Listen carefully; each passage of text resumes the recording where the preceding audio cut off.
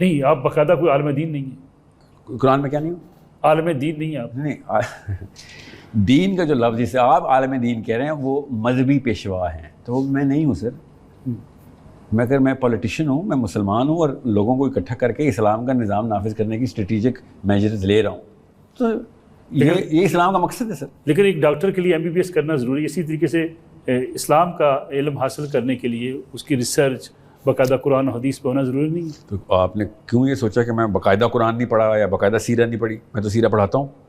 یا آپ نے سوچ لیا کہ میں قرآن سے ناواقف ہوں؟ میں تو علماء کی بات کروں. وہ کہتے ہیں جس نے درس نظامی نہ کیا ہو، جس نے درس حدیث نہ پڑھا ہو، جس نے بخاری شریف پوری نہ پڑھی ہو، بلکہ علماء کو تو ازبر یاد بھی ہوتی ہیں حدیث، وہ دین کے بارے میں رہنمائی نہیں کر سکتا.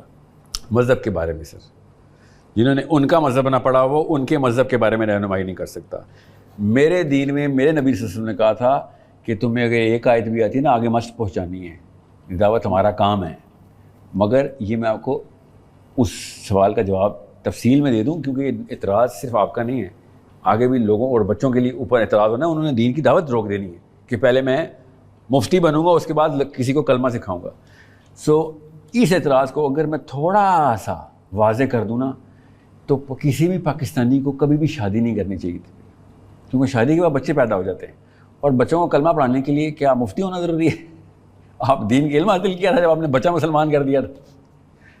صرف مفتیوں کو شادی کرنے کا حق ہے یا اسلام میں ہر بندے کو شادی کرنے کا حق ہے؟ سب کو. تو وہ کیسے آپ نے انسان کا پورا دین سٹرکچر کر دیا بغیر مفتی ہوئے؟ ادھر میں کسی کو ایک آیت نہ سکھا سکوں ڈگری کے بغیر؟ آپ کے بچے آپ نے مسلمان نہیں کیے تو کیا مفتی ہیں؟ آپ کو تو دنیا میں بچوں کو لانے کا حق بھی نہیں. شاید ہم چیزیں مکس اپ نہ ہو جائیں. وہ یہ کہتے ہیں جو اعتراض کرتے ہیں، وہ کہتے ہیں جی کہ اگر آپ کو باقاعدہ آپ نے علم حاصل نہ کیا ہو تو شاید آپ کہیں نہ کہیں بھٹک سکتے ہیں، آپ گمراہی کی طرف جا سکتے ہیں. اس لیے قرآن و حدیث کو باقاعدہ اس کا علم حاصل کرنا ضروری ہے. میں نے آپ سے کہا نا، کسی چیز پہ حرام حلال کے مسائل پہ فتویٰ دینے کے لیے یہ بات واقعی درست ہے. مذہبی امور میں، سیاسی امور سے مبرہ کیوں ہیں یہ سارے کے سارے مذہبی پیشوا پھر؟ کیا میرا نبی سیاستدان نہیں تھا؟ کیا ابو بکر صدیق نے آفس نہیں ہولڈ کیا؟ آج بتائیں کون سا مدرسہ ہے جو کہ سیاست سکھا رہا ہے؟ ان کے پاس سیاست کی ڈگری نہیں ہے تو ان کے مدرسے بند کرنے چاہیے. اس اصول کے اوپر پھر آپ کو سیاسی رہنما رک جائیں، ان کے اسی اصول کے اوپر یہ سارے مدرسے بند نہیں ہونے چاہیے. آپ کے پاس اگر سیاست کی ڈگری نہیں ہے تو آپ نے اسلام کا نام کیسے لے لیا؟ یہ والا سوال اعتراض تو ان کے پاس ہونا چاہیے، ان کی طرف ہونا چاہیے.